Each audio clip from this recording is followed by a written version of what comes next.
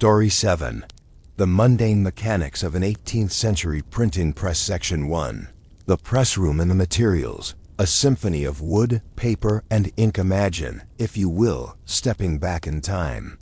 Not to the grand ballrooms or the dusty battlefields, but to a quieter, humbler, yet profoundly transformative space. The press room of an 18th-century printing house. This was a world unto itself, a microcosm of methodical labor where the relentless, rhythmic heartbeat of human effort, assisted by ingenious wooden machinery, slowly, incrementally, shaped the very fabric of knowledge and communication. It was here, amidst the pungent, earthy scent of ink, the subtle, fibrous aroma of damp paper, and the constant, low thrum of diligent activity, that the abstract thoughts of philosophers, the urgent news of distant lands, and the timeless narratives of poets were meticulously translated from ephemeral ideas into the tangible, replicable permanence of the printed word. Our focus here is not on the dramatic pronouncements contained within the printed pages, nor the momentous societal shifts they would eventually ignite, but rather on the almost meditative, deeply physical processes and the simple, natural materials that made this quiet revolution possible, one carefully pressed sheet at a time. The 18th-century printing shop was rarely a solitary, purpose-built factory as we might envision today. More often, it was an integral part of a bustling urban landscape, frequently nestled within a multi-story building in the heart of a vibrant town or city. The lower floors might house the primary press room itself, designed to withstand the immense vibrations and weight of the heavy machinery, while upper floors could serve as storage for vast quantities of paper, drying rooms for freshly printed sheets, or even living quarters for the master printer and his apprentices. Stepping into such a press room was to enter a sensory landscape unlike any other. The atmosphere was, by modern standards, perpetually dim, relying heavily on the capricious generosity of natural light filtering through tall, grimy windows that were often begrimed by years of ink dust and industrial soot. On particularly overcast days, or as the long working hours stretched into the dusk, a few tallow candles or rudimentary oil lamps would cast flickering, golden pools of light, illuminating specific workstations, making the surrounding shadows dance and deepen and lending an almost Rembrandt-esque quality to the scene. The air itself was a unique cocktail of distinct odors. The most dominant was undeniably the pungent, earthy, slightly acrid smell of fresh printing ink, a rich, oily aroma that permeated every surface, clung to clothing, and subtly tinged the very air breathed by those who toiled within.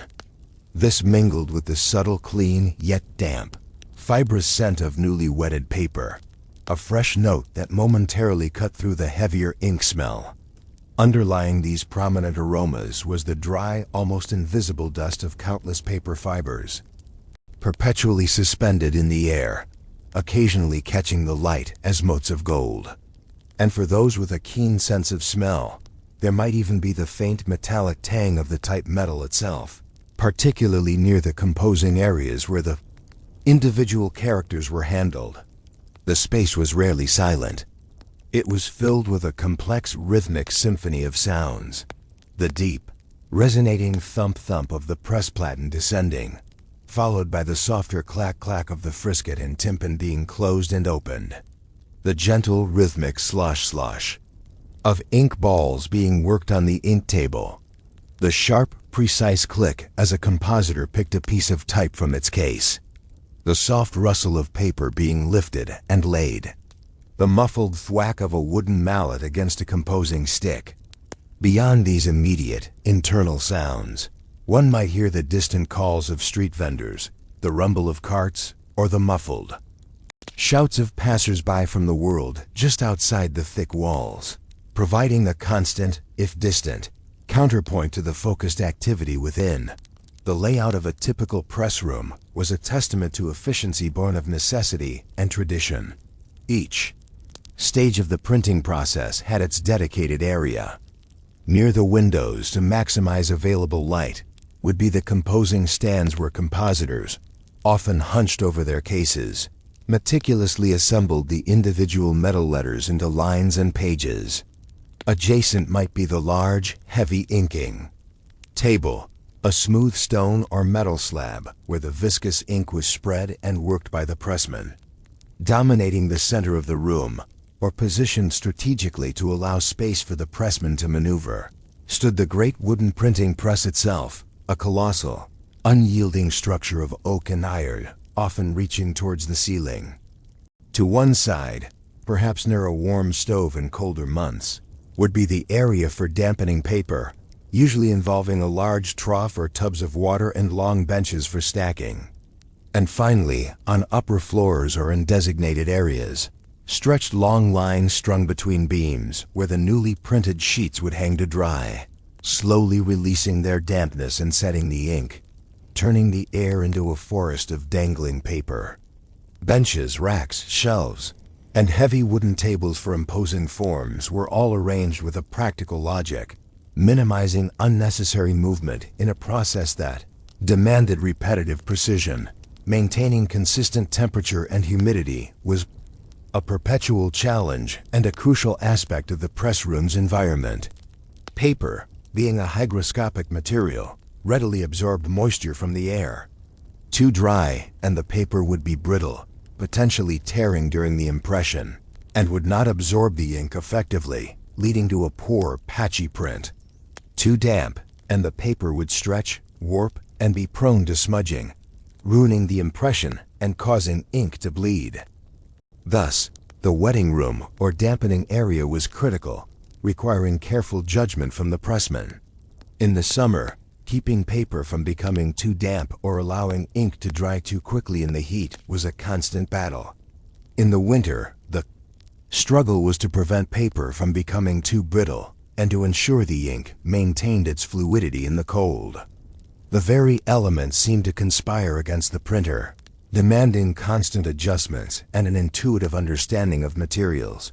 The workforce of the printing shop was a tightly knit, hierarchical ecosystem of specialized labor.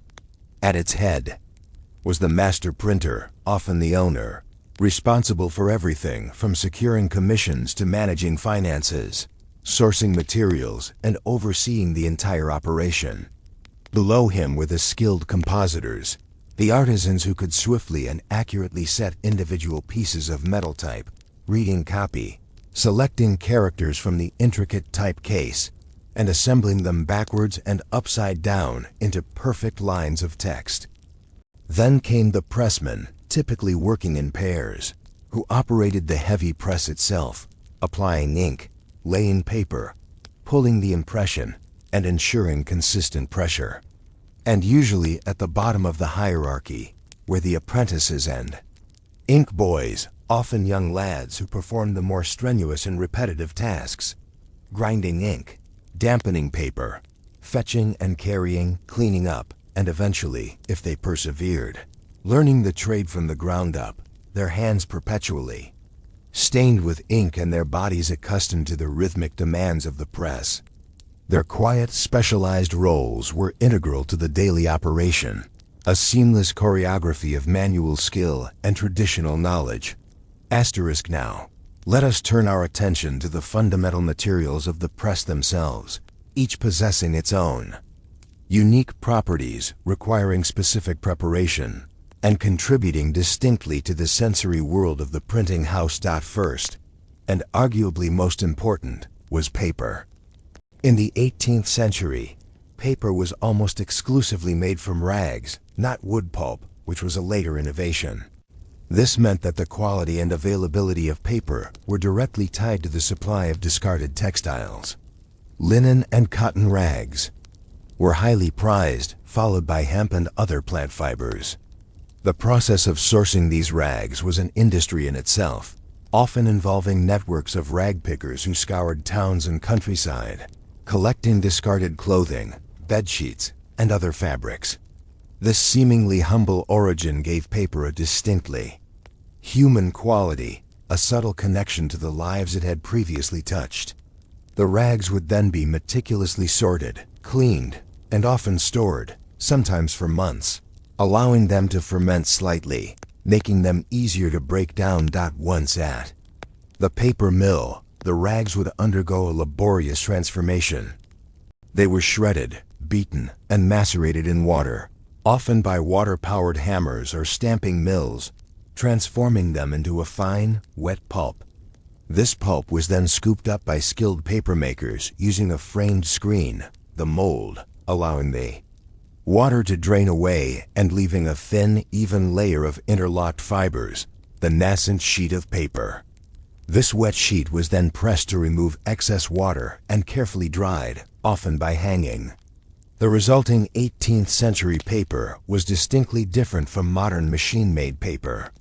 It was often slightly uneven in thickness, possessing a unique texture that hinted at its handmade origins, sometimes showing faint wire marks from the screen or distinct watermarks, intricate designs embedded in the paper to indicate its maker or origin, visible when held up to the light. This tactile quality was part of its charm and its identity. Before it could be printed upon, every single sheet of paper had to undergo a crucial preparation: dampening. Printing onto dry paper would result in a poor impression, as the ink would not adhere evenly or deeply enough to the fibers. The dampening process was vital for ensuring the paper was receptive to the ink and pliable enough to withstand the immense pressure of the press without tearing. This usually took place in a dedicated wetting room or a specific area within the press room. Large stacks of paper, sometimes hundreds of sheets at a time, would be carefully arranged. A pressman with a keen eye and a practiced hand would systematically apply water, often by dipping a brush or sponge into a tub and lightly moistening each sheet, or by interleaving dry sheets with pre-dampened ones, allowing the moisture to slowly and evenly distribute throughout the entire stack by capillary action. This required immense skill. Too little water, and the paper would print poorly. Too much, and it would tear, cockle, or absorb ink excessively, leading to blurring. The damp sheets would then be pressed together, often in a standing press for several hours or even overnight, to ensure uniform moisture distribution. When ready, the paper would feel cool and subtly pliable to the touch, no longer crisp and rigid, but not soggy either, a perfect canvas awaiting its inking. The subtle, clean yet damp, fibrous scent of this prepared paper was a constant presence in the press room. Next, we encounter the heart of the printed word itself: ink. 18th century printing ink was a far cry from the sophisticated chemical formulations of today.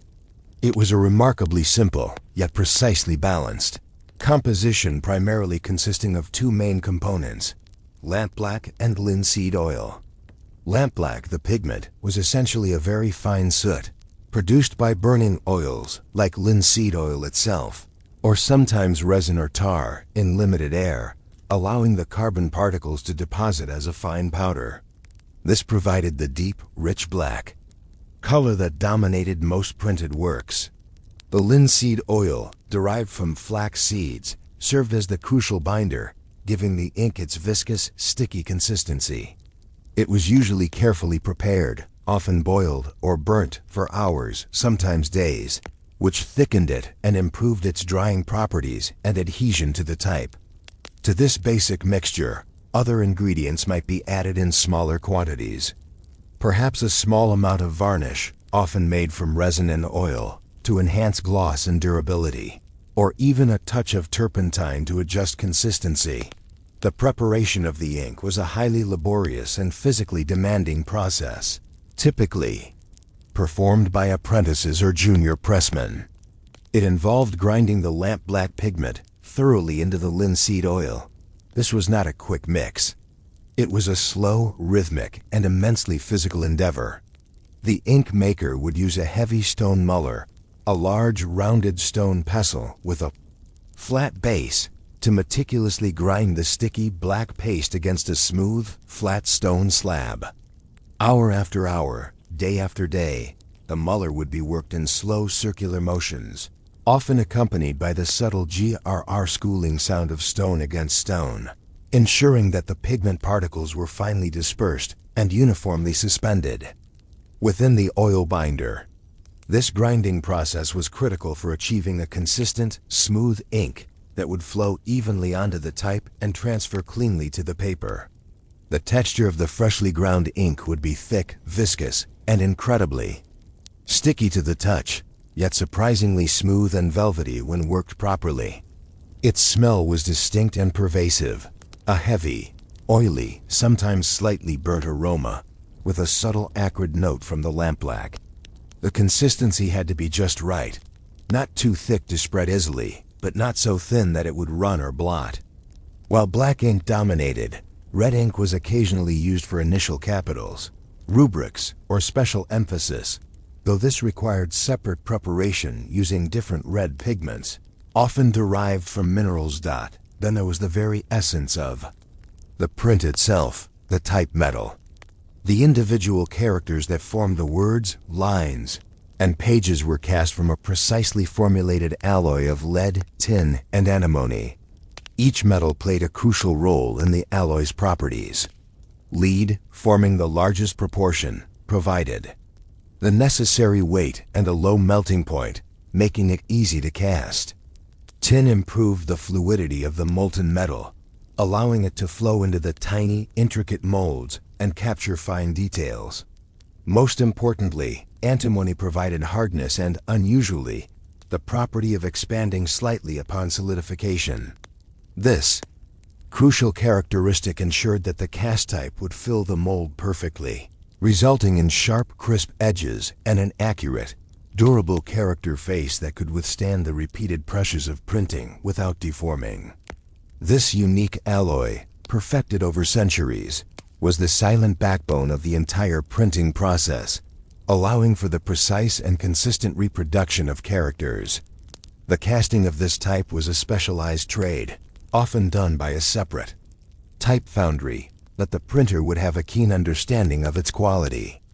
The composing room, where this type was handled, might carry a faint, subtle metallic odor, though less pervasive than the ink.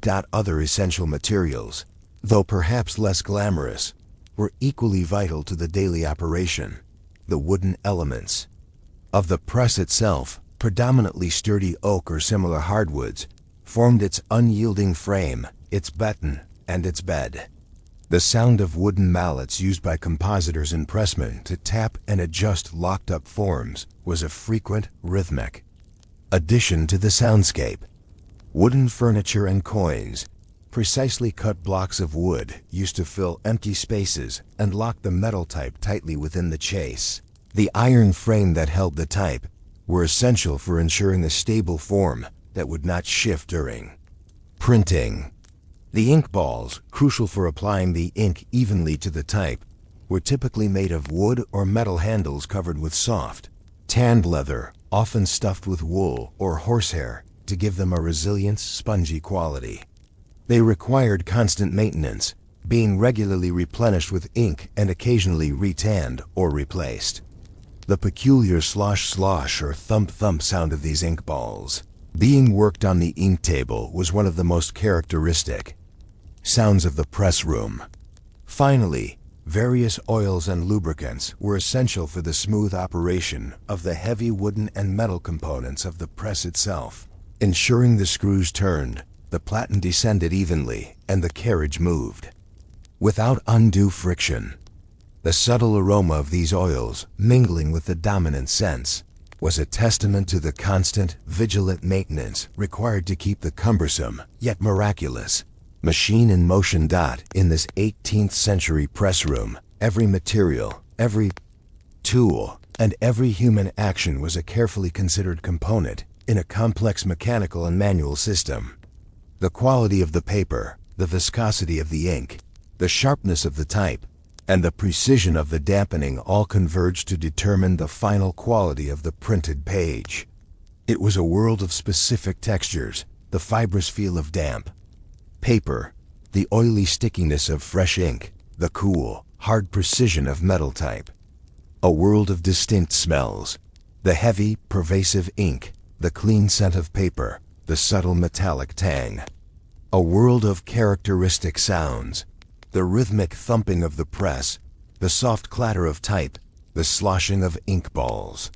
It was a place where patience was not merely a virtue, but a fundamental requirement, and where the mundane mechanics involved a profound, almost intimate engagement with the physical world of materials. The quiet, focused labor of countless individuals, their hands and clothes perpetually stained, built the very foundation upon which the Enlightenment would spread its ideas, and the modern world would begin to communicate.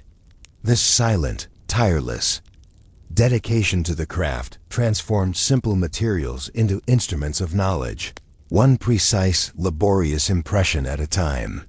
The very act of transforming a pile of rags into crisp, black text on a white page was, in itself, a small daily miracle deeply rooted in the mundane. Having meticulously prepared the press room and familiarized ourselves with the essential materials, the carefully dampened paper, the meticulously ground ink, and the precisely cast metal type, we now proceed to the very heart of the 18th century. Printing process, the intricate art of composition, and the physical operation of the great wooden press itself. This was where the abstract concept of a text transformed into the tangible arrangement of characters, and where, through a powerful fusion of human skill and mechanical force, the indelible impression was finally pulled. Each step in this elaborate dance of hand and machine was a testament to patience, precision, and an almost meditative rhythm, a profound act of creation through mundane mechanics. Our journey begins in the composing room, or more accurately, the composing area within the larger press room. Here, under the best available light, the compositor reigned. This was not a space of boisterous activity, but one of intense, silent concentration, punctuated only by the subtle click-click of metal type. The compositor's workbench was a specialized piece of furniture, designed for efficiency. It was typically a sturdy wooden bench, often high enough to allow the compositor to stand comfortably for long stretches, though sometimes a high stool was also used. Its surface was usually worn smooth by countless hours of labor, perhaps subtly stained with remnants of ink or the oils from human hands. At the center of this world was the type case. The type case was a shallow, rectangular wooden tray, ingeniously divided into numerous small compartments, each precisely sized to hold a particular character or a specific piece of spacing material.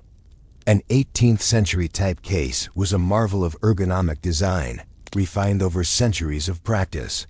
It was divided into two main sections, the upper case and the lower case. The upper case, situated at the top, contained the capital letters, as well as ligatures, two or more characters joined as one, like fee or fell, small capitals, and certain symbols. The lower case, directly below it and more easily accessible, held the common lowercase letters, numerals, punctuation marks, and the various spaces. The layout within these cases was remarkably intuitive and efficient, designed to minimize hand travel and maximize speed. The most frequently used letters, such as E, T, A, O, I, and S, Sh, R, D, L, U, were located in larger compartments, positioned directly in front of the compositor within easy reach of their dominant hand. Less common characters occupied smaller, more peripheral compartments. This meticulous organization allowed a skilled compositor to work with surprising speed, their hand instinctively darting to the correct compartment without conscious thought, almost as if an extension of their will. The compositor's primary tool was the composing stick, a simple yet indispensable device. This was a handheld, L-shaped metal or wooden frame, open on one side, with an adjustable slider that could be set to the precise measure of the desired line length. It was held firmly in the non-dominant hand, often with the thumb bracing the already set type, providing stability. With the dominant hand, the compositor would deftly pluck individual pieces of metal type from their respective compartments in the type case. This required an almost preternatural ability to recognize each character, not by its printed face, which was designed to print correctly on the page, but by its nicks, small grooves cut into the side of the type body, which indicated the correct orientation, upside down and backwards, and ensured consistency. It was a painstaking dance of recognition and precision. As each character was selected, it was placed backwards and upside down into the composing stick, forming words, and then complete lines. The subtle click of metal type on metal type as each character was added was a constant, low-level sound in the composing room, a testament to the slow, methodical accretion of text. But it wasn't just about assembling characters. It was about precision. Between each word, and sometimes even between letters for finer adjustments, spacing materials were inserted. These were blank pieces of type metal, precisely cast to various standard widths. Thin strips of lead, known as leads, were used to increase the space between lines of text, adding visual breathing room. Smaller blank pieces, called quads, or quadrats of varying sizes, n-quad, were used for spacing between words, indents, and filling out blank areas. The importance of precise spacing cannot be overstated. It was crucial not only for the readability and aesthetic appeal of the final printed page, but also for the stability of the entire form. Loose type could work up during the printing process, causing blurs or even flying out and damaging the form. The pinnacle of the compositor's skill lay in justification. This was the complex, almost mathematical process of precisely adjusting the spaces between words within a line, so that each line of text ended exactly at the predetermined margin, creating a neat, rectangular block of text. If a line was too short, the compositor would add thin spaces. If too long, they would judiciously swap out thicker spaces for thinner ones, or even hyphenate words where permissible. This required immense mental discipline, an acute eye for visual balance, and a deep understanding of the text itself. It was a meticulous puzzle where every piece had to fit perfectly. The compositor was not just a mere copyist. They were a skilled artisan, a grammarian, a spell checker, and a meticulous engineer, constantly applying their knowledge of language, layout, and the physical properties of type. The demands on their eyes, hunched over the often small type in dim light for hours, would have been immense, leading to inevitable strain and fatigue. Once a composing stick was filled with a complete line or a few lines, the compositor would carefully transfer the completed lines from the stick onto a galley tray. This was a long, shallow metal or wooden tray with raised sides, where the assembled lines of type would accumulate, forming paragraphs and then full pages. As pages were completed in the galley, they would be carefully tied up with strong string to prevent the type from collapsing and scattering, a disaster known as pieing. From these galleys, initial rough impressions, known as galley proofs, would often be pulled. These early prints were crucial for checking for errors, misspellings, transposed letters, incorrect spacing, before the final, heavier work of locking up the form began.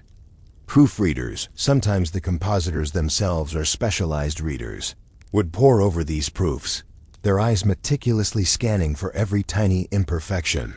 Their corrections often marked directly onto the proof using a specific set of proofreading symbols. Asterisk. The next major stage was imposition, a critical and highly skilled process that transformed individual pages of set type into a single, cohesive unit ready for the press.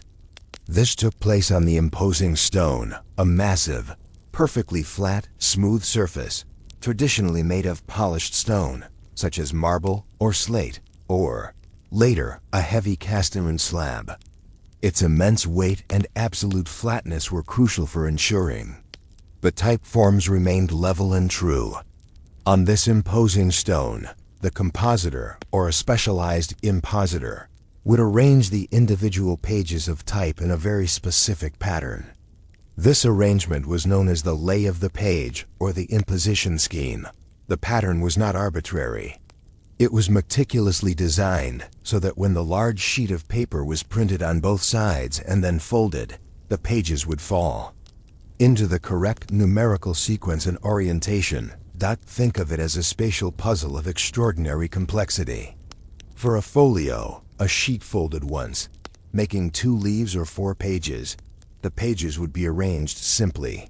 For a quarto, a sheet folded twice, making 4 leaves or 8 pages, the arrangement became more intricate. For an octavo, a sheet folded 3 times, making 8 leaves or 16 pages. The scheme could be quite bewildering to the uninitiated, requiring a deep understanding of folding patterns. The impositor needed to visualize the finished book in their mind, ensuring that page 1 faced page 4 on one side of the sheet, and page 2 faced page 3 on the other side for a simple folio, or similar complex arrangements for larger formats. This was a critical step. A mistake here would result in pages appearing out of order or upside down in the final folded book, a costly error. Asterisk. Once the pages were arranged on the imposing stone, they had to be locked securely into a sturdy iron frame called a chase. The blank spaces around the pages within the chase were filled with precisely cut wooden blocks known as furniture. These pieces of furniture, of varying standard dimensions, helped to center the pages, create margins, and fill all the empty areas. Finally, and most crucially, the entire assembly of type, furniture, and chase was locked together using coins. These were small wooden or metal wedges, often tapered, that were systematically driven into the spaces between the furniture and the chase using a mallet and a specialized tool called a shooting stick. The compositor would tap the coins progressively tighter, ensuring immense pressure was exerted on all sides of the type, locking it into an unyielding, solid form. The goal was to make the form so tight and stable that it could be lifted, turned, and moved without any single piece of type shifting or falling out. The distinctive, sharp thwack-a-whack of the mallet against the shooting stick, echoing off the stone, signified this final crucial act of securing the form. A well-locked form would produce a clear, resonant ring when gently tapped, indicating its perfect solidity. The completed form, sometimes weighing hundreds of pounds depending on its size, was then carefully carried to the press. Now, let us turn our attention to the magnificent heart of the operation, the anatomy of the common press itself. The 18th century printing press was a predominantly wooden machine, a towering structure often standing taller than a man, built for immense strength and unyielding durability. Its main vertical supports were called staples, or cheeks, typically massive timbers of sturdy oak or beech, deeply mortised and tenoned into a heavy wooden feet or base, which anchored the entire structure. Connecting the top of the staples was a massive head or upper beam, designed to withstand the tremendous downward force exerted during printing. The critical components for holding the type and paper were the bed and the carriage. The bed was a flat, smooth, heavy wooden or stone surface upon which the locked-up form of type would rest. The carriage was the mechanism that allowed this bed, with its type form, to slide horizontally back and forth, moving the form in and out from directly beneath the pressing mechanism. This sliding was facilitated by a large, spoked wheel or handle known as the rounce, pronounced rhymes. Turning the rounce would smoothly bring the ink type into position under the platen for printing, and then pull it back out for inking and sheet removal. The true marvel of the press was its pressing mechanism, designed to generate colossal downward force. At its core was the platen, a large, flat, heavy plate, usually made of a hard, smooth wood or, in later presses, cast iron. This platen was driven vertically downwards by a powerful screw, often made of iron. This screw, engaged by a large, horizontal bar or pulling handle, was the source of the immense pressure. The pressmen would grasp this bar and pull it with all their might, turning the screw, which in turn would force the platen down with hundreds, if not thousands, of pounds of force onto the paper and type. The satisfying deep thump-thump sound, as the platen engaged the paper, was the very heartbeat of the printing house. Integral to the pressing process were two ingenious hinged frames, the tympan and the frisket. The tympan was a light wooden or metal frame, hinged to the carriage, typically covered with stretched parchment or fine cloth. Its purpose was twofold: to securely hold the sheet of paper during the impression, and to provide a crucial layer of cushioning. Often, multiple layers of paper or cloth were laid within the tympan, creating a slightly resilient surface that ensured an even, sharp impression across the entire form, compensating for any minute irregularities in the type or paper. Attached to the tympan, also by hinges, was the frisket. This was another hinged frame, typically covered with paper or parchment, from which precise sections had been cut out, exposing only the areas of the sheet that were to receive ink from the type. The frisket's primary role was to protect the margins of the paper from getting unwanted ink from the furniture or any misaligned type, ensuring a clean, crisp printed page. It also helped to hold the sheet firmly in place and lift it cleanly from the type after impression. Finally, we return to the humble yet essential ink balls. These were the pressman's primary tools for applying ink to the type. Each pressman, typically working in a pair, would wield two such balls. They consisted of a wooden handle attached to a rounded flat pad made of soft, tanned leather, usually stuffed with wool or horsehair to give them a resilient, spongy quality. Before each impression, the pressman would dab and work the two ink balls together on the ink table, picking up a fresh, even layer of the thick, viscous ink paste. The distinctive slosh-slosh sound as the ink was worked on the table, followed by the soft thump-thump of the balls being dabbed against the type, was a constant rhythm in the press room. With all these elements in place, the pressing process, the actual pulling of the impression, could begin. This was typically a two-person operation, involving two skilled pressmen working in a synchronized, efficient dance. One pressman, often called the beater, would take the two leather ink balls and with a series of rhythmic, even taps and dabs, meticulously apply a uniform layer of ink onto the raised surface of the metal type locked in the form. This required great care and an experienced eye. Too much ink would lead to blurring or smudging, while too little would result in a faint or patchy impression. The subtle, satisfying thump-thump of the inked balls making contact with the type was a constant background sound. Simultaneously, the second pressman, the puller, would carefully take a sheet of dampened paper, cool and pliable to the touch, and lay it precisely onto the stretched parchment of the tympan.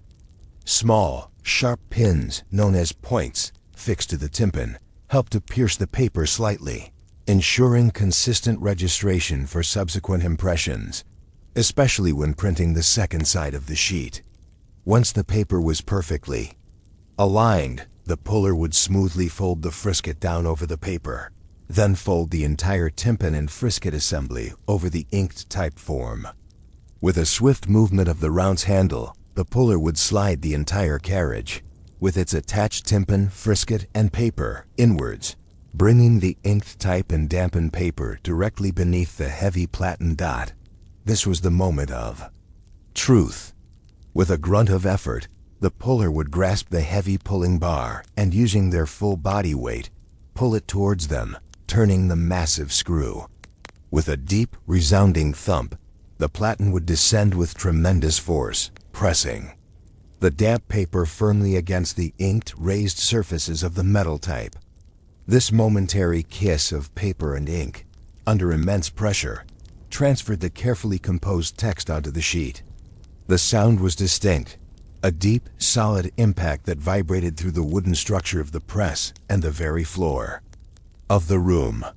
A second pull, sometimes necessary for larger forms or poorer quality paper, would follow, ensuring a perfectly even impression across the entire sheet. With the impression pulled, The puller would release the bar, allowing the platen to rise. They would then slide the carriage back out from under the press. With practiced ease, the frisket would be lifted, followed by the tympan, revealing the newly printed sheet. The smell of fresh, damp print, mingled with the oily scent of ink, would rise from the page. Carefully, the puller would peel the sheet from the points, inspecting it momentarily for any obvious flaws, before transferring it to be hung on long lines or placed in drying racks.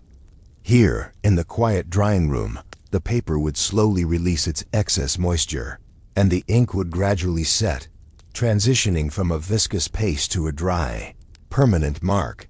This entire sequence, from the compositor's careful plucking of type through the precise art of imposition, to the pressman's rhythmic inking and powerful pulling of the bar, was a symphony of coordinated, human effort and ingenious mechanical design.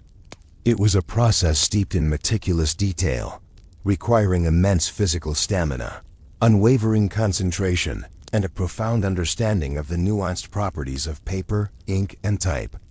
The 18th century printing press, in its seemingly mundane mechanics, was a testament to the power of repetition, the dignity of skilled manual labor, and the quiet, persistent drive to disseminate information. Each individual sheet, slowly and painstakingly brought to life, carried the weight of human ingenuity and the promise of a world increasingly shaped by the printed word.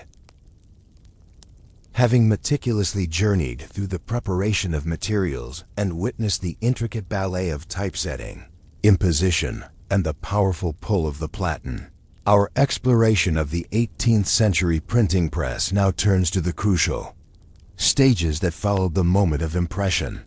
We move from the direct mechanical act of printing to the equally vital, albeit often overlooked, processes that transformed freshly printed sheets into accessible knowledge, leading to their eventual dissemination and ultimately shaping the quiet yet profound revolution they ignited across societies. This final section will guide us through the aftermath of the press, the patient journey of a sheet becoming a book, and the enduring, far-reaching legacy of this seemingly mundane machine, a legacy built upon countless repetitive, physical acts, each contributing to a cumulative tide of change. Once the rhythmic thump-thump of the press ceased for a particular batch of sheets, and the pungent aroma of fresh ink filled the press room, the newly printed pages embarked on a critical, often lengthy, phase, drying. This was not a swift modern process accelerated by heated air or specialized machinery. It was a patient waiting game dictated by the natural elements and the chemistry of the ink itself.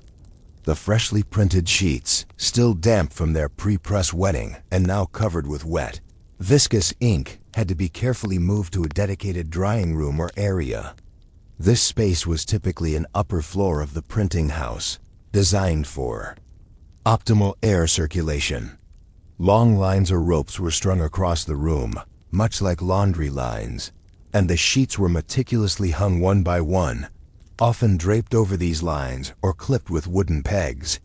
The sight of hundreds, sometimes thousands, of freshly printed pages hanging like ghostly banners in the dim, airy space would have been a common, almost ethereal, tableau. The art of drying was more nuanced than it might appear. The environmental conditions of the drying room were paramount.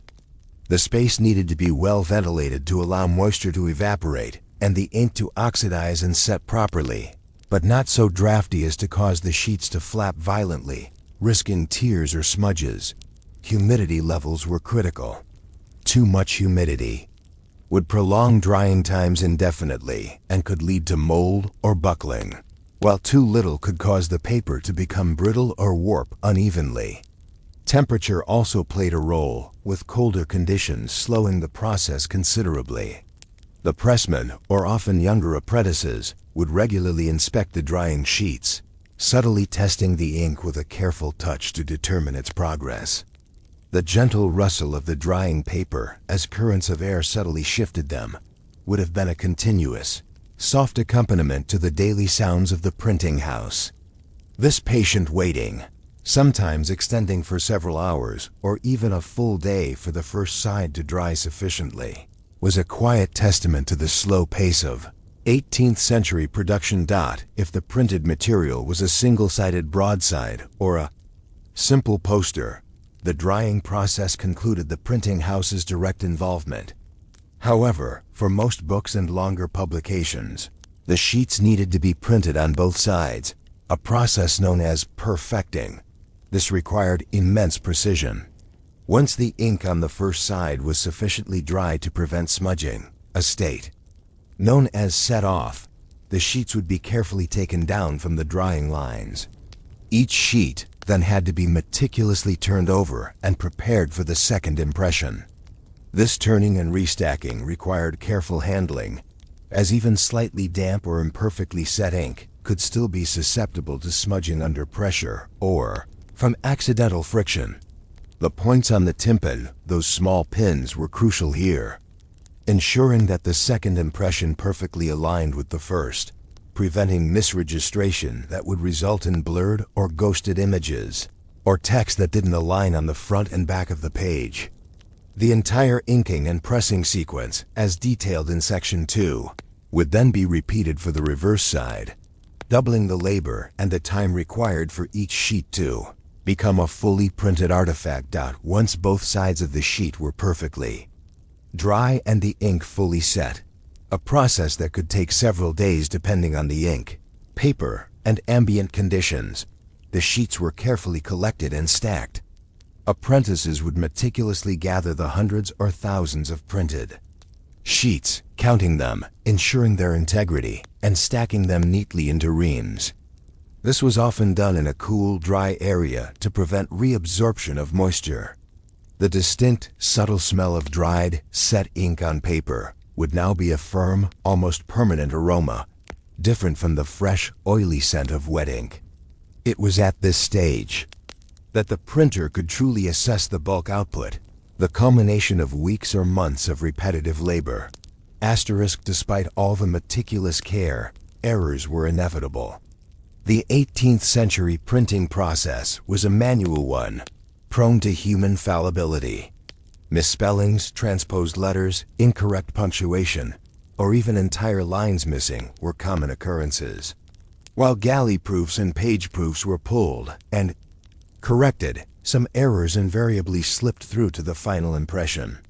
These would often be noted and sometimes listed on a dedicated errata page at the beginning or end of the printed work, a humble acknowledgement of human imperfection. Sometimes, in rarer, more valuable works, errors might even be corrected by hand on individual sheets after printing. This presence of errata pages stands as a quiet reminder of the painstaking manual nature of early printing, a contrast to the often flawless output of modern digital presses, with the sheets fully printed, dried, and stacked, the printer's direct involvement with the physical page often concluded. The vast majority of these printed sheets, particularly for books, were then prepared for distribution to the bookbinder. This involved careful packing into large bundles or crates for transport. The movement of these heavy bundles, often loaded onto carts or barges, marked the transition of the printed word from the confined, rhythmic world of the press room to the broader, more complex networks of commerce and intellectual exchange.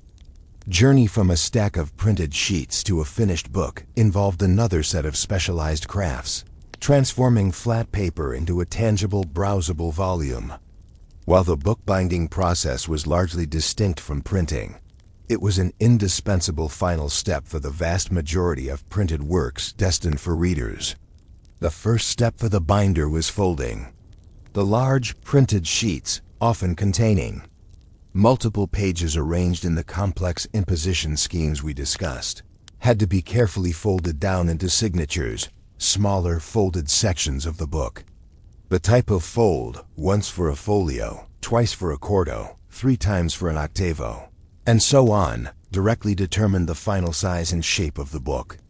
This was a precise manual task, often done by skilled folders who would use a bone folder to create crisp, sharp creases. The soft, dry, crisp crackle sound of paper being folded repeatedly into neat sections would fill the binder's workshop. Asterisk once folded. These signatures would be gathered in the correct sequential order. Imagine a large table where stacks of each signature, for example, all signature A, all signature B, etc., were laid out. Workers would then walk around the table, collecting one of each signature in sequence, assembling them into a complete, albeit unbound, text block. This gathered block was then prepared for sewing. This involved stitching the individual signatures together through their folds, typically onto raised cords or tapes, creating a strong, flexible spine. Finally, this sewn text block would be attached to its covers, which could range from simple paper wrappers to elaborate leather bindings, often adorned with tooling and gilding. The edges might then be trimmed and polished, giving the book its finished, neat appearance. While these steps were executed by the binder, they were the final, crucial acts that allowed the content, once a mere collection of sheets, to become a portable, durable, and immensely personal object. A book, with the books bound and ready, or the pamphlets and broadsides stacked, the focus shifted to dissemination and circulation. This was the stage where the mundane mechanics of the press truly began to exert their profound societal impact. Local distribution typically involved booksellers' shops. Often, the printing house itself would have a shopfront where newly printed works could be purchased directly.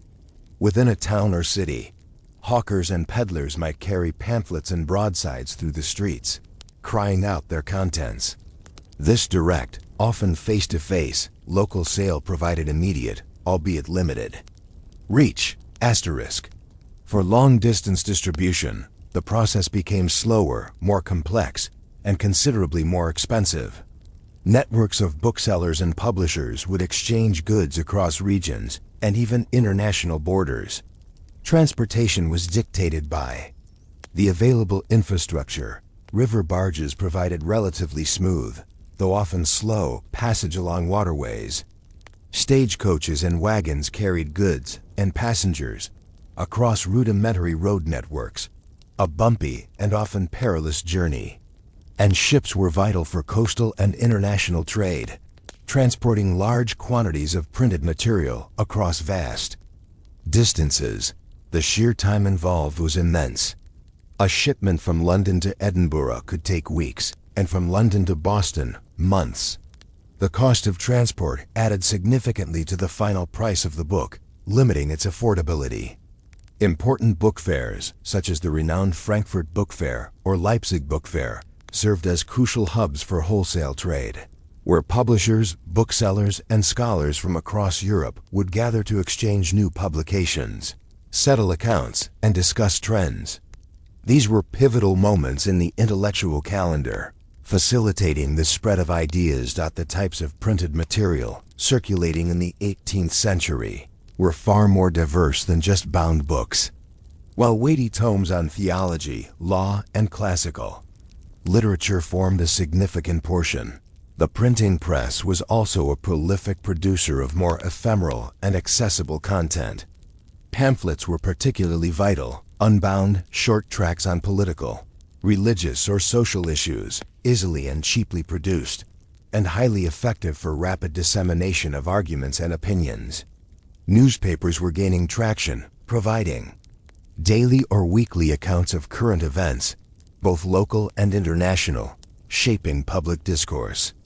Broadsides were single-sheet prints, often adorned with crude woodcuts, used for official proclamations, advertisements, ballads, or sensational news. Government decrees and official notices were printed for widespread public awareness. Scientific papers and journals began to emerge, forming crucial channels for the rapid exchange of new discoveries. Almanacs filled with calendars, astronomical data, weather predictions, and practical advice were ubiquitous. Educational materials, primers, and grammars became more widely available, slowly democratizing access to basic learning. This rich tapestry of printed material fed a burgeoning public appetite for information, The very existence and proliferation of these printed materials slowly, incrementally, fostered the growth of a reading public, while literacy rates remained varied and generally lower than today.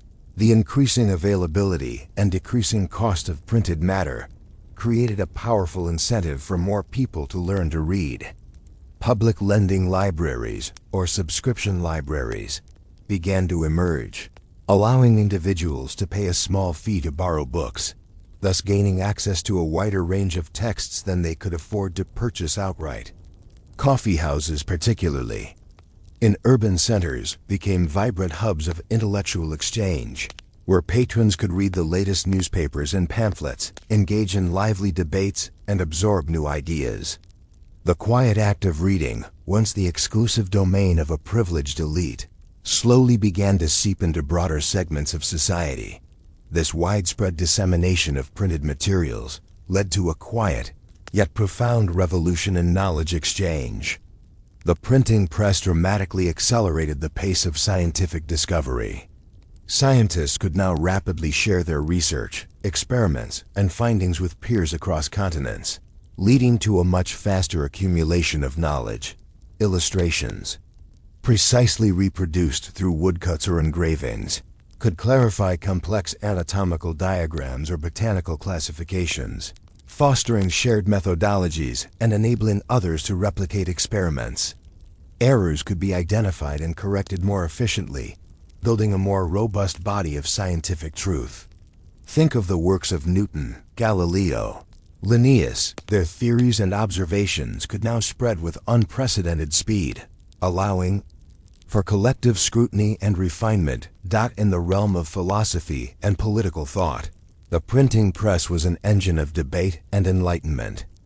Ideas that might once have circulated slowly as handwritten manuscripts could now be mass-produced and widely distributed, sparking conversations and controversies across entire nations. The Enlightenment, with its emphasis on reason, individual rights, and critical inquiry, was inextricably linked to the printing press. Thinkers like Voltaire, Rousseau, and Locke saw their ideas spread far beyond the confines of academic circles, reaching a nascent public sphere capable of engaging in informed political discourse. This ultimately led to immense impacts on politics and social change. Pamphlet wars became a common feature of political life, allowing proponents and opponents of various policies to publish manifestos and rebuttals, shaping public opinion. News, however unreliable at times, traveled faster than ever before, fostering a sense of shared community and shared grievances among dispersed populations. The seeds of revolution, notably the American and French revolutions, were demonstrably watered and nurtured by the widespread printing and circulation of political tracts, declarations, and calls for reform, fostering a collective consciousness and galvanizing dissent against established powers. The story of the 18th century printing press is, at its heart, the narrative of the mundane as truly transformative. The profound, world-altering impact of printing did not stem from some magical property, but from the relentless, repetitive, physical labor of individuals. It was the countless hours spent sorting rags, grinding ink, setting type, locking forms, inking the chase, and pulling the bar, each action seemingly small, yet cumulatively immense. The steady drip of ink onto paper, sheet after sheet, day after day, year after year, was the force that eroded ignorance, broadened horizons, and reshaped societies. It was a slow, steady tide, barely noticeable in its daily increments, but utterly unstoppable in its long-term trajectory. As we draw this journey to a close, let us acknowledge the silent heroes of this quiet revolution. Not the famous authors or the powerful monarchs, but the unglamorous workforce of the printing house, the diligent rag pickers who scavenged the raw material, the patient paper makers who transformed rags into pliable sheets, the meticulous compositors whose eyes ached from reading backward text in dim light, the strong-armed pressmen who endured the physical strain of pulling the bar thousands of times. A day, the tireless ink boys whose hands were perpetually stained black. The careful folders and binders who transformed loose sheets into finished books. Their hands, forever marked by the subtle, persistent stain of ink, were the true instruments of progress, the unsung engines of the Enlightenment, and the quiet architects of modern information dissemination. They toiled in spaces filled with the rhythmic hum of their simple machines, the pervasive, oily scent of ink, and the delicate rustle of paper, a symphony of physical labor and intellectual ambition. The very aroma of ink and paper, so characteristic of the 18th century press room, becomes a powerful metaphor for the indelible mark left by this era of printing. Just as the ink permanently adhered to the paper, so too did the printed word embed itself into the consciousness of humanity, transforming how we learn, how we communicate, and how we organize our societies. In our present digital age, where information is instantaneous, global, and often ephemeral, the slow, physical, and tangible nature of 18th century print offers a profound contrast. Yet, the core desire to transmit information, to share ideas, and to preserve knowledge across time remains fundamentally the same. The quiet hum of the past, the rhythmic thump-thump of the press, and the pervasive scent of ink and paper linger in the memory, a testament to the profound power of mundane mechanics to ignite a quiet, enduring revolution that echoes even now, centuries